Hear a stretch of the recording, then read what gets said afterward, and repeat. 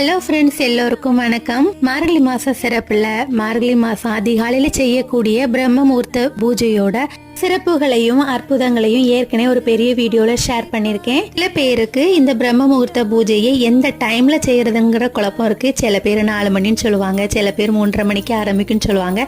சொல்ல போனா பிரம்ம முகூர்த்த பூஜை வந்து 2 வேளையா நம்ம பிரிக்கலாம். 3 to 4, 4 to 6 அப்படின்னு. அதுல நல்ல எழும்பி பழக்கம் உள்ளவங்களால கண்டிப்பா 4:30 மணிக்குள்ள ஏத்த முடியும். ஆனா இப்பதான் புதுசா ஸ்டார்ட் பண்ணணும்னு நினைக்கிறவங்களுக்கு கண்டிப்பா முடியாது. அவங்க வந்து 4 to 6 கணக்கு பண்ணி முடிஞ்ச அளவு 5:30 மணிக்குள்ள ஏத்துறதுக்கு ட்ரை பண்ணி பாருங்க. நாளைக்கு மார்கழி 19, அதுல இருந்து கணக்கு பண்ணா கூட சரியா 11 நாள் இருக்கு. இது வரைக்கும் பிரம்ம முகூர்த்த பூஜை செய்யாதவங்க கூட நாளையில இருந்து தொடங்குறதுக்கு ட்ரை பண்ணி பாருங்க. இந்த அற்புதமான சக்தி வாய்ந்த நேரத்தை பயன்படுத்தி வாழ்க்கையில நீங்க நினைச்சதை எப்படி சாதிக்கலாங்கிறத தெரிஞ்சுக்கோங்க. இந்த வீடியோ பார்த்து பிரம்ம முகூர்த்த பூஜை தொடங்குறவங்களா இருந்தா கமெண்ட்ல கண்டிப்பா ஷேர் பண்ணுங்க.